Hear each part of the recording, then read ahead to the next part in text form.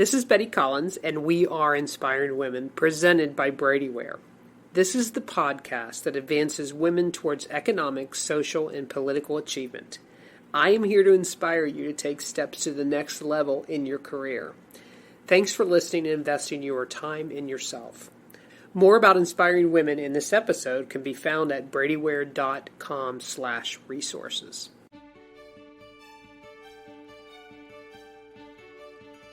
So today we're going to have a topic that I'm probably most familiar with and could probably talk about for more than one podcast. And it's charting a course for women that, a financial guide is so important, and it's something that doesn't always get done. So I really want to talk about it because I think you'll find some statistics that are very bothersome about it. Back in the day when my mom and dad were married and raising kids, my mom did very, very little with money till later in life, but she made up for time, that's for sure. My dad kind of just carried the day with all of that. And then he retired early than she did, and he went back to kind of handling money, and then she really wasn't too sure of things. And when it came time for her, she's a widow now, to deal with money, she really had been out of the loop a long time. Fortunately, they had planned well, but they never worked on it together. They never charted the course and had a plan. They just kept doing what they do, which is work hard, save, work hard, save. Not a bad way to go, and they did pretty well. But it's mind-boggling that this is 2019. We're almost at the end of a decade. And that women today kind of take financial planning and put it in a drawer, maybe a closet under the rug. You would be amazed. It's not something that they really are at the helm of. And why is that? I mean, we're dominating in so many ways. We're educating ourselves further than men. We are definitely dominating marketplace where we're starting more businesses. We're providing for our families, sometimes the provider. We're becoming a lot more influential in top leadership positions, such as CEOs. You hear it a lot more. Executive management, politics. We are on the rise there. I don't know why anyone would want to do that, but they do. And we're really just now making a lot of room in the boardroom. It's becoming more of our place. We actually have a seat at the table. So as we're dominated and moving certainly forward, really scary statistics by UBS, who is a financial planning firm, but 85% of women today manage the expenses of their household. Whether they're married or single, it's just the woman takes that on. But only 23% take the lead when it comes to long-term financial planning. And really, it's kind of important because, first of all, women live longer than men. So you're going to have some dollars that last longer, right? Women tend to be a little more risk adverse. We miss those growth opportunities because we don't necessarily want to take the risk. A savings account and security sometimes comes a little bit before that. But what they did find was that women who do invest are much more strategic. They're more goal-driven. So those two things don't make sense. So what it tells me, though, is that we need to have more women thinking about how they're going to invest. Women put others first. That's really nice. But I want you to envision yourself as a greeter one day at Walmart because you made sure everybody was taken care of before yourself. You need to pay yourself first, even above your children. I look at my kids today and go, you've got 40 years to work and deal with your life. You can do it. And I've had to really be one of those parents who kind of drew a line in the sand. Earlier, as they were kids, I was really, obsessed with leaving them money and making sure they were set for life and different things like that. And now I look at it and go, you're healthy and you're educated. Go figure out what you want to do. So I have put some other things before them that are more important when it comes to financial things. And then early and often is the only way to live when you're talking about financial planning. And sometimes we just look at it as, well, it's too late. Well, I don't think it's ever too late. Start somewhere. But I didn't start till in 1998. And I was going through some personal things that changed. And probably that was my late 30s. But I really had to sit down and prioritize what was important. As much as I am a CPA, I am not a financial planner. Those are two different things. So I had to listen to professionals, and I'm still listening to them in my 5th decade of life. The biggest thing I had to do was face my fear with it, and I had to make up for lost time, and that took me owning it. And I look at financial planning as very complex. I hate reading the statements of how my investments are doing. I don't like seeing what I should buy and sell. I don't want to make those decisions. And I'm like most women, I'm conservative and like my security, but yet I had to make up for some time because I didn't start till late 30s. And I can really say I'm probably not going to be a Walmart greeter because I did those things. So I want to talk to you a little bit today about, that's just my personal experience, and I'm being honest with you. I didn't start out from the beginning putting money in the bank. My husband did. My husband works for the post office, and he, from day one, not making a whole lot of money, believe it or not, at the post office 30-some years ago, put something in a 401k. And so he started much earlier in life and was able to retire probably much earlier in life because he did those things. So what should you do? First, you got to manage your own money. It's just too hard to make. It's too hard to earn. And you never know when your earning ability is going to not be there. So you have to manage it, and that's really on you. It's not on anyone else. As I tell my kids with student loans who they don't want to pay them back, I said, when you signed those loans, you didn't say, I'm going to really try to make every effort to pay this loan. You said, I need to do this, and I'm going to do that. I'm going to take responsibility. If you have a confidence issue with money and you hate money and you don't want to face it and you don't want to deal with it and you're not an accountant and it's too much, then picture your life over the next 5, 10, and 15 years without money and a plan. What is it going to look like? What are you going to look like when you don't have the ability to work if you're in labor and now you're older? What does it look like if your industry is changing and you're not changing with it? What does it look like when you just want to maybe hide behind the desk and then one day you're like, I don't have this taken care of. I still am somewhat intimidated by financial planners because I don't feel like I know everything. I just found people that I trust. Then there's the whole caretaking and enabling the people in your life. And you know what? That takes your resources. My adult children are educated and healthy. They do not need me to hover over them. They do not need me to rescue them. Right now, I have to, as the parent and as the aging parent, take care of myself. I will tell you, with my parents who didn't always put together a plan together, we never had to take care of them because they did have their ducks in a row. But they also made sure they didn't hover over us for life either. So you have to be careful with those relationships that do that. And then you've got to focus on earning while you have the potential to do it. You make hay when you can. You seize your opportunities. Life can change on a dime. So you have to really focus on that. You have to track your expenses somehow. And I don't mean you need to be sophisticated. I will tell you, and this is almost embarrassing, but I have QuickBooks in my personal life, and I track how we spend money. And there are times I look at it. My husband wants never to look at it. He hates it. But I look at that sometimes and look at what I spend at Kroger's in a month, and it's mind-boggling. Or Starbucks coffee. And before you know it, you're going, wow, it took me all that time to earn, and yet I'm throwing it out the door. Not that Kroger's is a bad place, but I probably overshop and I have too much. But tracking how you spend is part of the financial planning. It's just not earning and saving. It's when you get that, what do you do with it?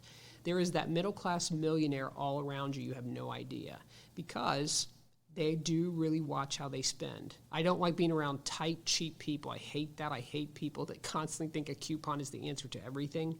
But there is a lot of respect I have when somebody really is kind of intentional about not wasting the money when they spend. This is a big problem for women, and I think I need to say it out loud, and then you need to really look in the mirror and see this is a problem in your life.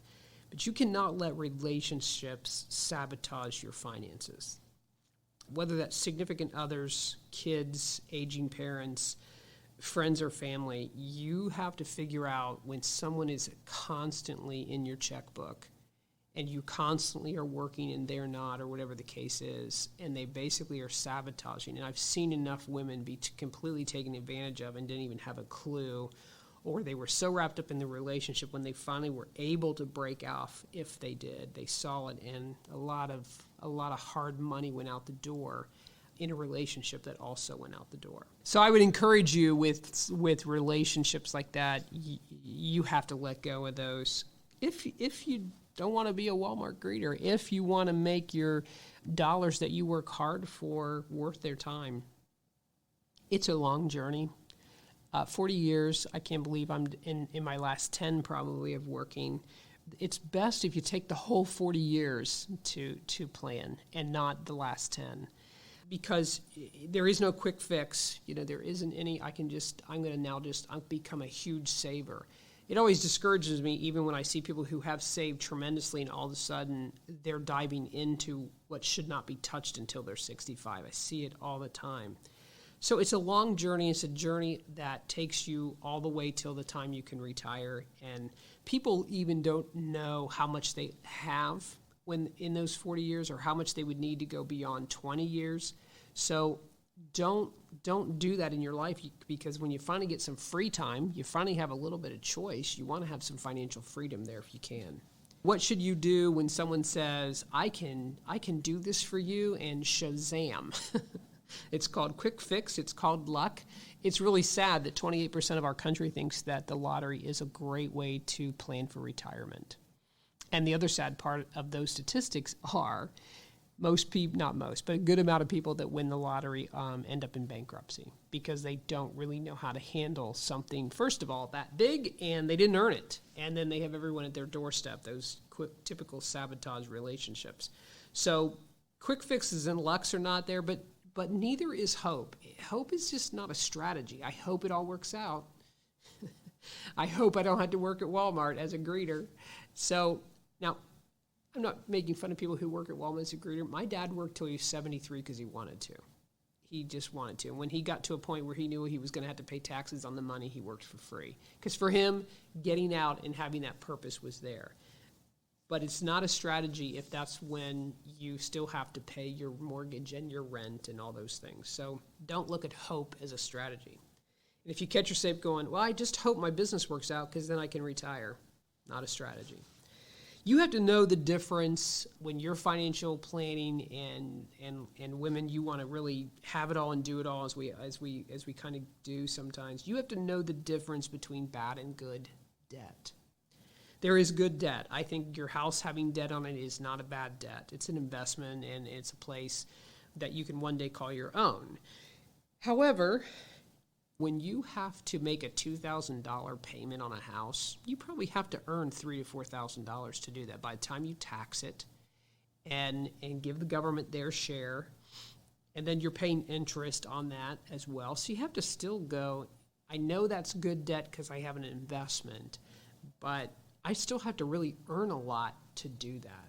So when you're thinking about decisions like mortgages on a house, which might be good debt and stuff, you have to look at the course you're charting and say, but is it worth having to make this kind of money to pay this kind of good debt? And those are questions when you hit certain ages in life you really do have to confront. And the other thing about debt is everyone's very consumed in, because this is just now how we are, and I'm kind of this way. If you ask me to donate money to your organization, if you gave me a card that says, we want to deduct $30 a month out of your account, and you can give us $360 over a course of a year, or if you say, can you write a $360 check tonight, I'm probably going to tell you I like the monthly payment because we are so geared to that. But what you really have to ask yourself, and it's okay that you have monthly payments, can you afford it, but do you really know what you paid for the car? Do you really know what you paid for the house? Do you really know what you gave to the charity? So the mindset of monthly payment is, sure, it's good for budgeting, but you still have to know, was this worth the buy? You know, I'm a big person of as soon as Kohl's starts sending me 30% off, I'm thinking, what do I need? What do I need? You know, so there's good and bad debt, and if you save 30%, but then put it on one of their cards and you just took your time paying it, you didn't pay 30% less, right? And we laugh and we say those things are common sense, but it's how people live. And then they get to a point in life, they're like, what happened? And I can't go back and make some things change. Here's a great way to think when you are charting your course. Overestimate the money needs, and then you get to enjoy maybe the surprise of some excess cash. Now, I'm the person in life, if I lose 10 pounds, I know I can eat what I want for the weekend, instead of going, I could get to 12 pounds, you know, but that's just how I think sometimes.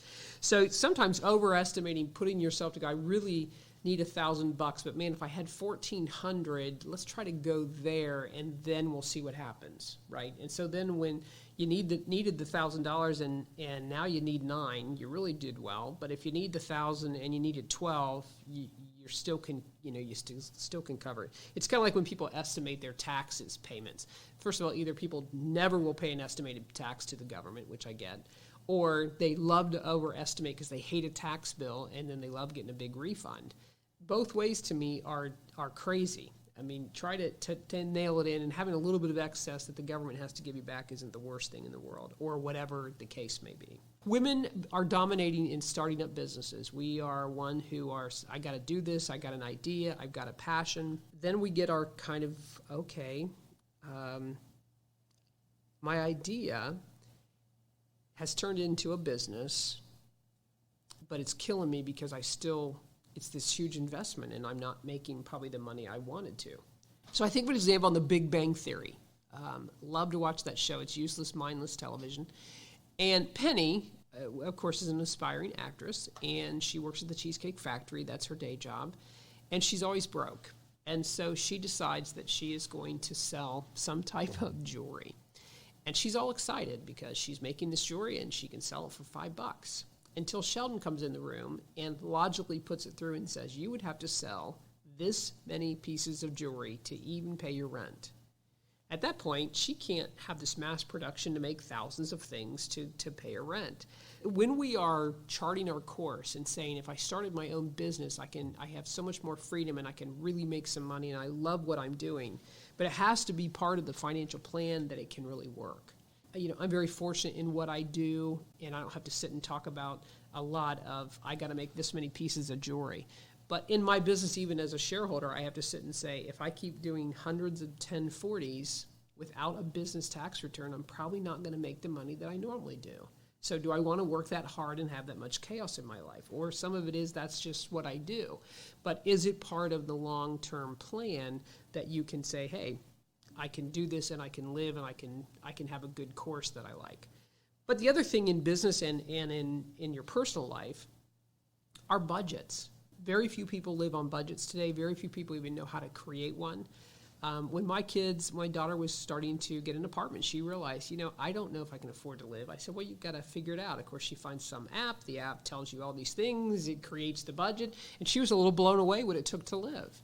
And she was a little more logical in moving out and not moving out as quickly. And then she thought through, we probably can only afford this. And she thought through a lot more, still got to be independent and not live with her mom, and still got to have her own deal. The next apartment, though, she moved into, she just said, it's time to move, okay? And they lost a roommate, and they paid more for rent, and she had to get a different car. And all of a sudden, she's like, oh, my. Because she really didn't think through in a budget format. And sometimes when you're starting your business, you need to take out as little money as possible versus just, it's kind of like my business, so it's my LLC. It's the same thing as Joe Smith, but you have to still go, I only can take this much out of my business, because if I'm going to use this business as a resource to get to retirement, guess what? I got a plan just like I do in my household. So those are things that you have to do, and it's all exciting. I know you're just thrilled, but depends on the Walmart greeter question, I guess. Be informed. It's the biggest struggle I have with our society right now, because it's almost like we have way too much information, so we're not getting the right information. And that's a problem for anyone trying to handle their finances. And I have people who, I'm not going to pay those brokers any fees. I can sell my own house. I don't want to pay a realtor, or I can invest my own money on E-Trade. Well, you better know how to be informed when you do those things and get to the right information, or I would tell you to hire it. I would tell you that you have that advisor, and I have more than one advisor, because I need to be informed with the right information, and clicking on Twitter's article written by someone I don't know, representing some agenda or opinion, is not information.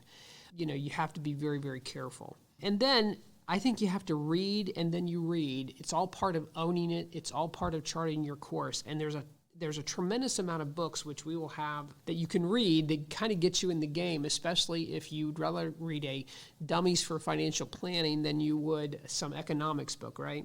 Which, by the way, I don't even read economics books. So, but there's all kinds of things. Prince Charming Isn't Coming, How Women Can Get Smart About Their Money by Barbara Staney. All Your Worth, The Ultimate Lifetime Money Plan by Elizabeth Warren. Not the Elizabeth Warren you probably think of. Your Money or Your Life, 9 Steps to Transforming Your Relationship with Money. Again, you could go online and Google Guide to Women Financials, and you'll find book upon book upon book. You also can get people that can recommend books to you, but I would tell you to do that. Life is too short, and it's meant to be enjoyed. And chances are you will have to work.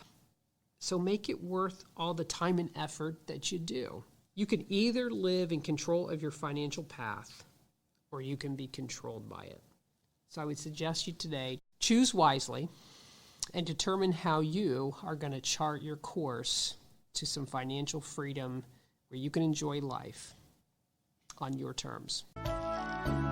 Okay, so today we've been talking about a financial guide for women. Hopefully you enjoyed the podcast, and I'd like to really wrap it up today with someone who's been in financial planning a long time, and she definitely is someone that I really do business with and like. Her name is Helen Cologne, and she is with Capstone Wealth Advisors. And I met Helen through NABO Columbus, which is the National Association of Women Business Owners. She's had an amazing passion for women, for sure, in financial planning. And really, she takes it a step further by making sure that they plan and they are protected. She has an amazing career in background, and her passion, along with her New York sass, are what sets her apart for sure. So, Helen, welcome today, and thank you for taking the time that you're going to spend with us. Just tell the audience just a little bit about you and your journey in the financial world. Well, first of all, Betty, thank you for having me. I started out my career back in 1982 as a key punch operator on Wall Street. Okay. Then I grew myself where I became an institutional trader for many, many years. I did that until 2009, where my life trajectory turned, and Sure. I became a caregiver for 5 years, which landed me in Columbus and private practice. Yep. Okay. Well, I can't imagine being on Wall Street for 28 years, and you were definitely the Lone Ranger. Of course, I know you learned to play golf during that time because that's what you had to do, right? So, and talk to me just a few. I know you have some certain certification that are geared to women. So I have a certification as a certified divorce financial analyst. I received my certification after I met several women who came to me after their divorce was final. Sure. And they did not come out of the marriage with an equitable portion of the marital assets. Yeah. It distressed me so much that I made it a priority to help in any way that I can so that other women don't end up in that position. Sure. I think it's one of the things that I definitely have been attracted to you because I represent a lot of women business owners, and you're right, that happens. What do you see when you're helping women? What are they doing well, and what are they struggling with in the financial world or in their lives? Well, Betty, women face unique challenges in their lives. The income gap, where we're only paid 80% to the dollar as opposed to our male counterparts. We have longer lifespans, so typically we will live at least 5 to 10 years longer than minimum than our male. And we have multiple roles and responsibilities, such as becoming a caregiver or going through a transition such as a divorce. Most times women are not, they put everyone first and they themselves on the back burner. Right. And that's a huge mistake, just because I said they live longer, the challenges, so they need to plan properly and save for themselves for that time. Right. What's really distressful is I was reading, and I was surprised in the statistic that 85% of women handle the financial expenses in their home, yet only 23%, I believe, handle financial planning. And I will tell you, it's an intimidating thing. Sometimes you feel like, oh no, it's confession unto God. I've got to go tell them that I have no money or that I'm doing this and I don't know what to do with it. I mean, it's a hard thing to confront sometimes. But it all comes down to, like I said in my podcast, do you want to be a greeter at Walmart or not? Do you want to really handle that? So tell me what a successful woman looks like when she is in that 23% and she's doing what she's supposed to, because they tend to manage money better, they're better investors sometimes. They're a little more aggressive and strategic. So what does that successful woman look like that takes it and says, I'm going to own this? Well, they have to take the fear out of the equation. Yeah. They have to realize that they need some financial guidance, a professional that will help them take that first step, right? You need to walk before you run. So a woman that realizes that she needs some type of financial planning, is willing to talk to someone regardless of whether they have knowledge of investments or not. Right. That's our responsibility to educate our clients in investments. Financial planning is a relationship with the client. I take great pride in developing a team effect around my clients, as you know. Right. I bring in the CPA for the tax strategies. I bring in the estate attorney for legacy planning, multi-generational planning. And those women that come to me realize that they find value in they feel safe. Right. They feel they have their team around them so they can go on and do what they need to do. Financial planning doesn't just involve investments. We look at risk protection, long-term care. Mm-hmm. I work with the CPA with tax strategies, things of that nature. I had a client come to me, as you know, several years ago that wanted help with financial planning. Her fear was that she was going to live in her daughter's basement if she didn't plan properly. Well, I can tell you as of today that will never happen. Yep. Yeah, she's a great success story for sure. Yes. And it's because she just faced it, she owned it and said, what do I got to do? Because women are that way. When we decide we have to do something or that this is a priority, it generally gets done. I mean, we just are like that. Face the fear. Yep, face the fear. And what are common mistakes you see? This is, I'm going to just go online and trade all myself because I don't want to pay a fee or... Stop! Don't do that. Yes. What are the common mistakes that women make? Well, not taking that first step. Yeah. Not realizing that just because they don't know what they don't know is they're frozen. They need to get out and find someone that they feel comfortable with, develop that relationship with that advisor, and start to educate herself.